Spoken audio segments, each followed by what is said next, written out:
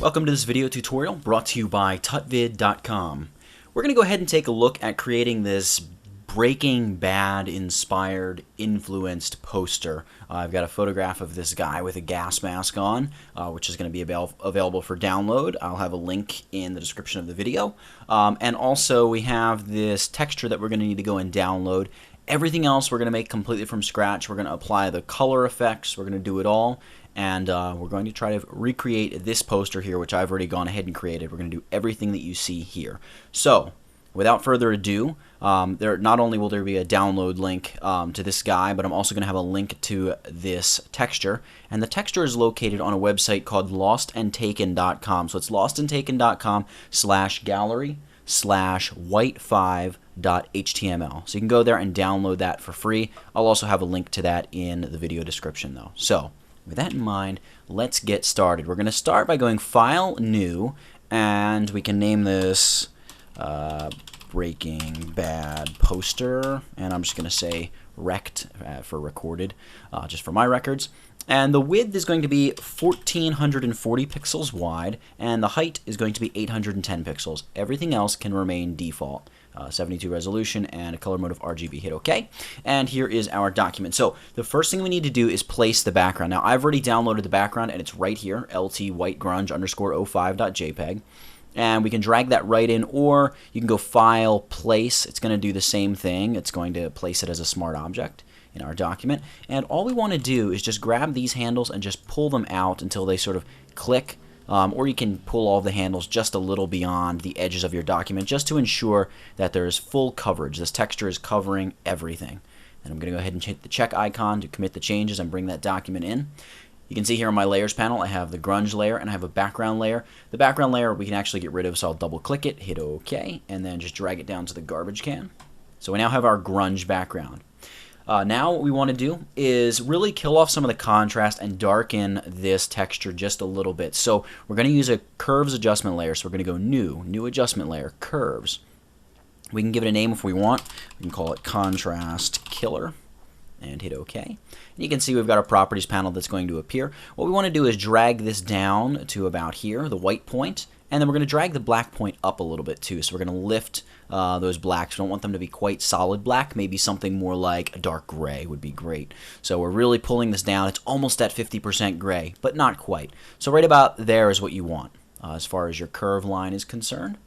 And now that we've done that, we're going to add 2 layers of texture because the background doesn't quite have enough texture, for my taste at least. So let's add a new layer. I'm going to go ahead and add a new layer. And I'm going to call this Fine Texture, which I promptly misspelled. There we go, Fine Texture, and I'm going to go Edit, Fill, 50% gray, hit OK.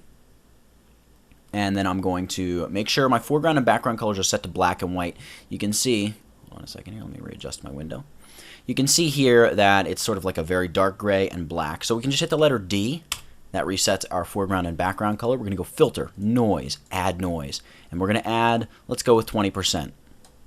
Oh, and not only with 20%, distribution is Gaussian. We can actually do uniform if you like, but Gaussian works a little bit better for our purposes here. And then it's important that we tick on monochromatic so we don't introduce any other colors. So go ahead and hit OK. There we go.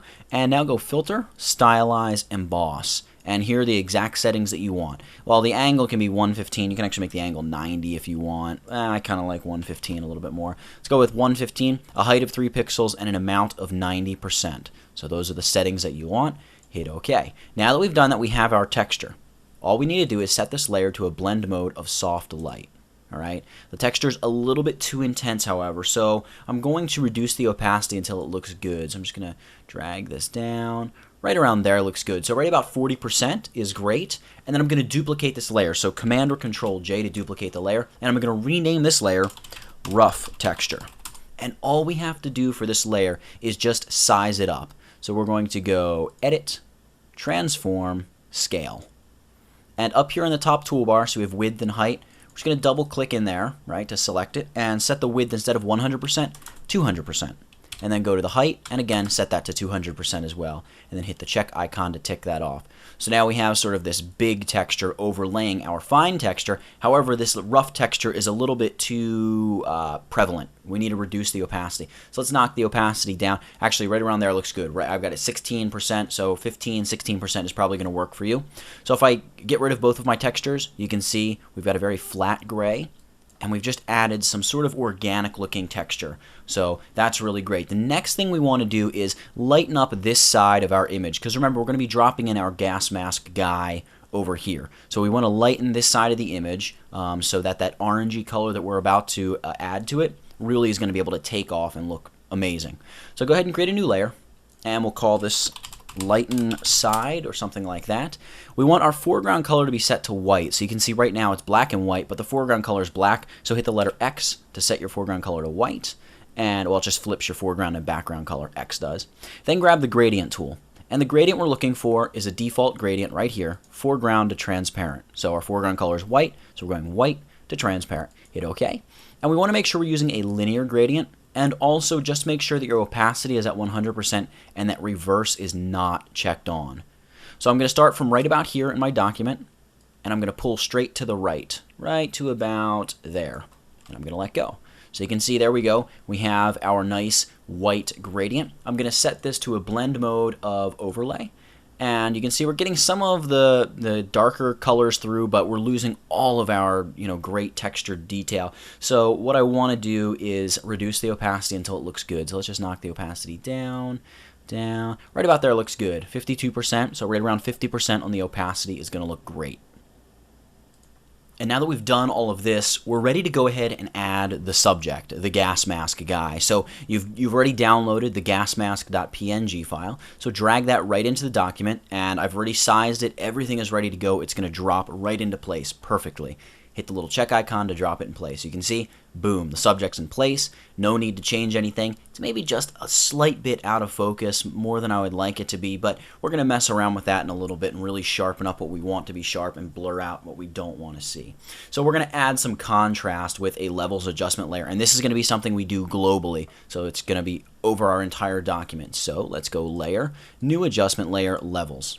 And we can name it if we want. I'm not going to name it. And we're going to adjust our levels. All I'm going to do is drag the black handle over to increase contrast a bit. I'm looking, something right around here looks good. So my input here is 45. Let's leave it right at that. That looks pretty good. So you can see before and after. So we're even darkening the background a little bit. That's all right. I kind of like that. And we're definitely increasing a lot of contrast here, maybe even making the blacks a little too dark, but I'm already thinking ahead, and I'm going to combat that in just a minute with a different adjustment layer. I really like what it's doing to my background, so I like it. Now we're going to apply another adjustment layer. We're going to go Layer, New Adjustment Layer, and go Selective Color. So the Selective Color adjustment layer is one of my absolute favorite adjustment layers when I'm working with photos in particular. There's so much you can do with this adjustment layer. It's really, really cool. So what we want to do is we want to edit the whites and neutrals. So we have here under colors, you can see whites and neutrals. So let's begin with whites. Let's start by removing some magenta. So that's going to introduce green. So we're going to drag back on the magenta slider. It's all subtle stuff. Maybe let's go -10. So you can see before, after. Very, very subtle. Then we're going to go, I don't want to mess with the yellow slider. And then with the blacks, I'm going to just increase them, I guess, to 100. That looks about right. Again, we're making this flatter and more gray over here. Then we're going to go down to the neutrals, and we're going to leave cyan alone. I don't want to mess with that. Magenta and greens, green is the opposite of magenta. We're okay there. For the yellow and blue and yellow are opposite colors. We're going to remove some yellow, so introduce a little bit of blue. Right about there. 5 looks good. And then we're going to boost the blacks here as well. So let's push that up to, 5 or 6. So I'll just stick with 5 to give us a nice round number, so to speak. It's not really a round number, but you know what I'm saying. So there we go. We've adjusted selective color. There's before selective color. There's after selective color. So we're bringing some detail back in this extreme highlight here on the side of the helmet. So all really good stuff. Killing off some of the intense contrast. So now we're going to boost black levels, and I'm going to do this. Oh, excuse me. I want to reduce some of the saturation first. So let's go Layer, New Adjustment Layer, and throw a Vibrance Adjustment Layer on here. Hit OK. And let's just knock the vibrance down, maybe like -50. There we go. That looks great. So there's before, there's after. Really killed off a lot of the vibrance. And we're going to go back and do another selective color adjustment layer. So right here, selective color. And there's really no reason why I'm using a second one. I probably could go back and use the first one, but sometimes I'm just picky about dividing some of this stuff up as far as steps so I can remember it later on.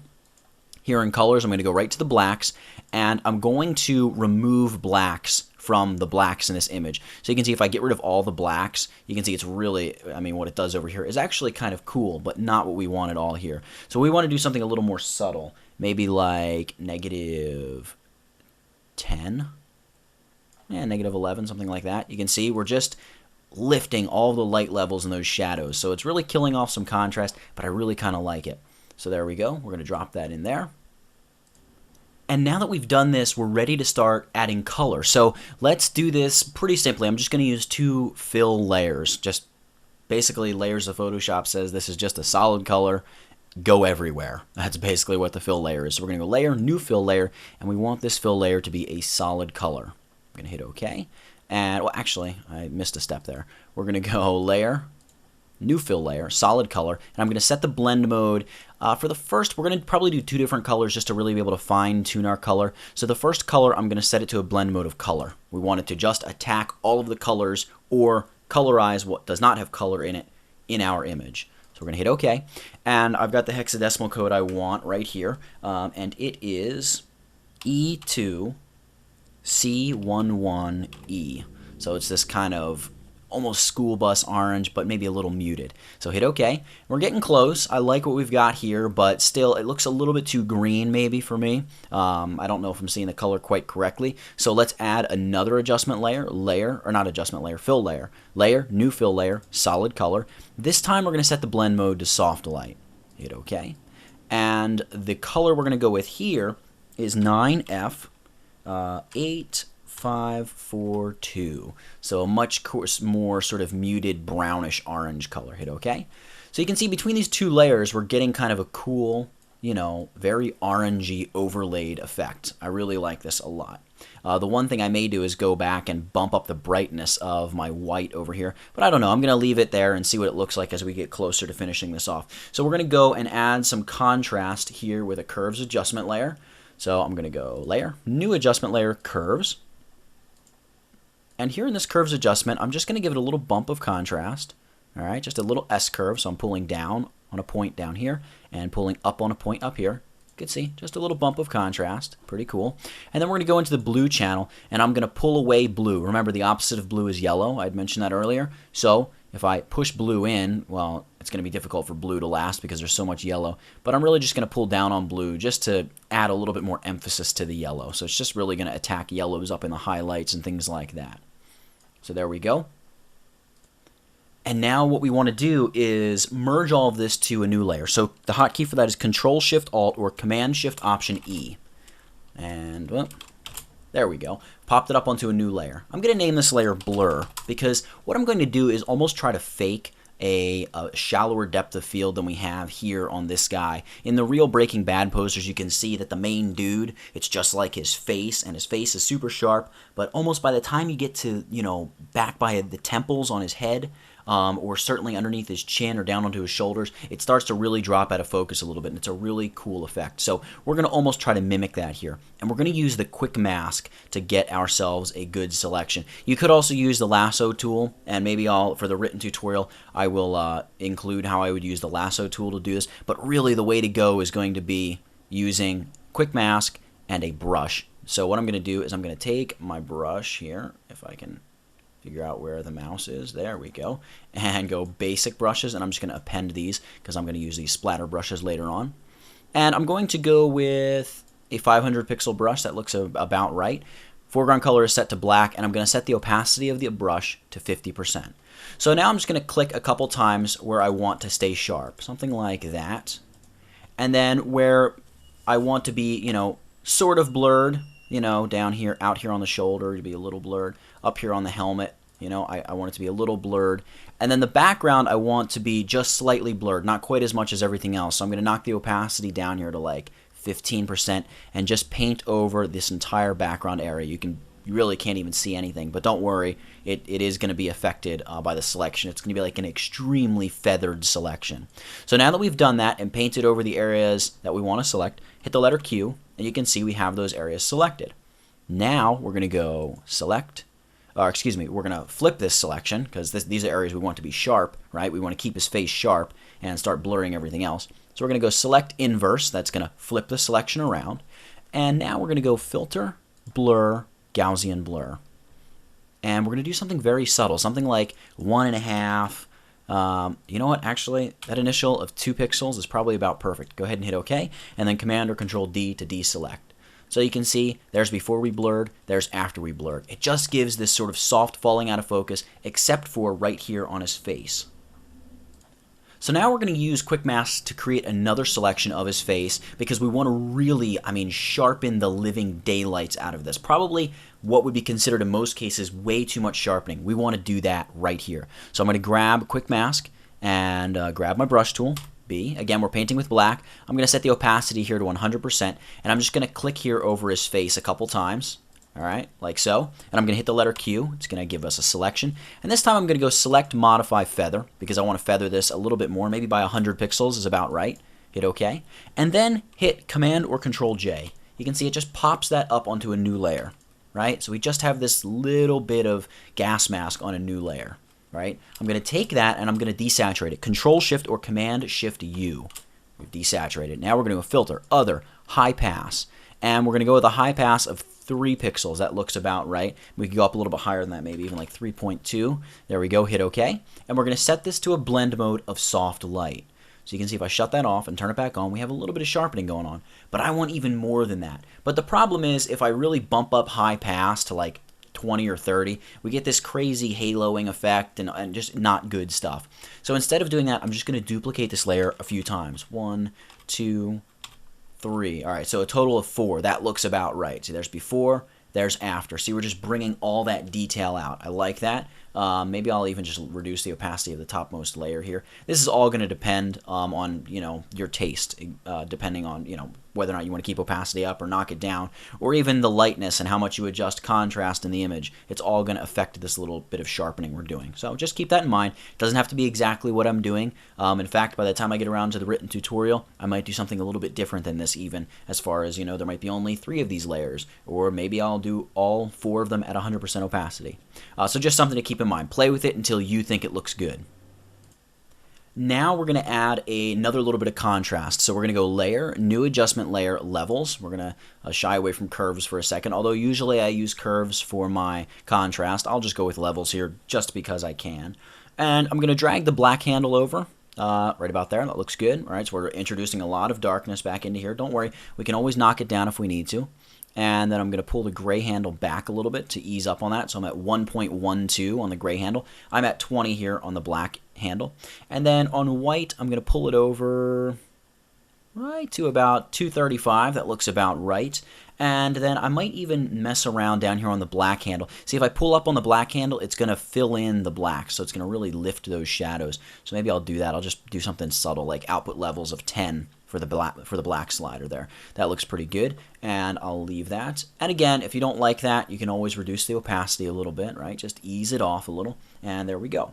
So now all we have left to do is create the sign. So let's try to knock this out pretty quickly. Let's go ahead and create a new layer. There we go, new layer. I'm going to name this Sign Base, and I'm going to grab my rectangular marquee tool. I'm going to make sure the style is set to normal, and I'm going to hold down my Shift key and drag out a nice big square.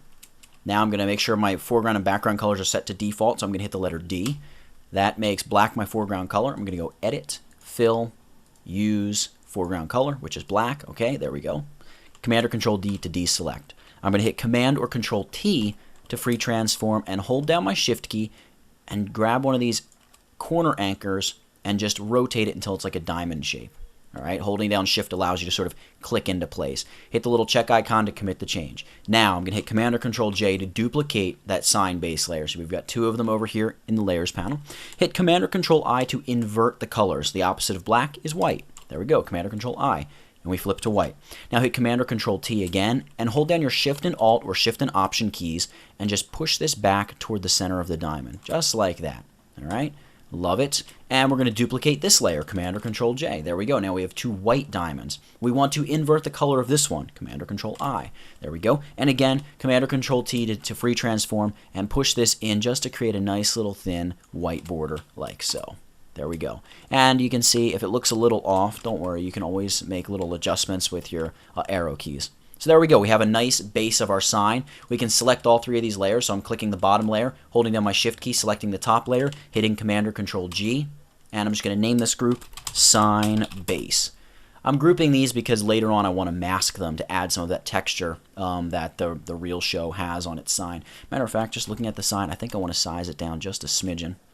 There we go. So, you know, the size of the sign, it can be as big or small really as you want it to be. So now what we're going to do is add an icon with Photoshop's custom shape tool. So I'm going to grab the custom shape tool right here, and I already have picked out my icon. It is this little handicapped symbol. If you don't have all these icons, hit your little wheel, and you're going to just load all of them.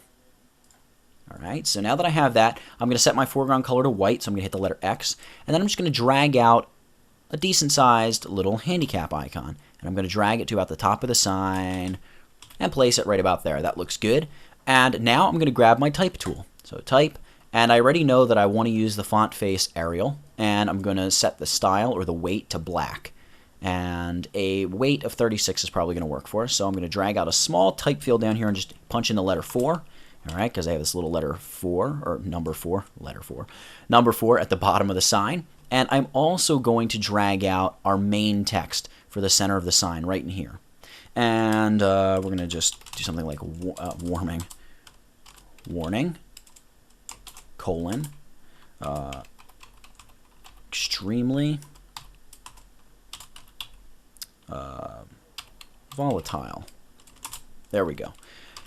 And I like that. Now, I already have text settings built in, or I'm already using them because I pre-ran this tutorial. So basically what we've got going on here, well, I'll just zero everything off. Why not? I'm going to go back to regular. I'm going to set this to auto. And oops. There we go. I'll just set that to auto. All right, so what we have here is our normal Arial type. I'm going to show you exactly what to do. But before I do that, hit this little 4 text down here. Oh, by the way, I should explain. This is the character palette. If you don't know where it is, under Window, Character, you'll be good to go. So with our 4, right, down here, I want to make it a little bit taller. So I'm going to go to the vertical, and I'm going to punch in 110. All right, so it's just going to stretch that out just a little bit. Just a little subtle thing, but something I noticed, and it looks better that way. So now we're going to go to the warning, extremely volatile. And I'm going to double-click on it. I want to leave the word warning as just the normal, standard, you know, that's it. Oh, also, I should point out, this is probably what you have, something like this. So the first thing we'll do is make sure that you're at 36 point, that's what I'm working with, and regular. And what we want to do is go ahead and make all of these letters capitals. So that's this little button. That's what was selected just a moment ago, all caps. So it's going to take all of your type, boom, make it all capital letters. We like that. I'm going to double click here to edit my text. I'm going to leave my top text as just regular weight. And then I'm just going to select my bottom text, and I'm going to change the weight to black, just like we have for the number 4. There we go. Looks pretty good. The only problem is it's spaced out too much. So we're going to change that by using this, the leading, I believe it's called, or leading, or whatever. It's this little drop-down icon area here. And what I found works best for the 36 point is 29 points. All right, so there's just a very tiny little space in between our letters. All right, and then just adjust your type. Make sure you've got it dropped into sort of the middle of the sign, and you're good to go. Now what we want to do is texturize our sign a little bit, and we will have wrapped up this poster. So the first thing is the actual sign itself is not quite solid black. It's influenced by this orange color just a little bit. So I'm going to reduce the opacity to 85%. All right, right around there. Looks about right. And then I'm going to apply a layer mask. So I can go layer, layer mask, reveal all. Just throws a layer mask onto that layer group. Now I'm going to grab my brush, and you're just going to need to go online and find some just grungy looking brushes. So I found this little brush set here. I can't even remember what it's called. It's like called Dirty Sprays or something like that. And I'm going to really size this down from 2500 pixels. I'm painting with black. And I'm basically just going to click a couple times down here by the base of the sign just to give ourselves some of that, industrial feel. All right, just like that. Maybe make one bigger. There we go, just like that. And there you have it. This is the finished product. We've gone from a completely blank document to our finished poster in under 25 minutes. So I hope you enjoyed this tutorial. Hope you learned a thing or two. Thanks for sticking around and watching it. Make sure you go check out the site. That's www.tutvid.com for more video tutorials. Thanks for watching.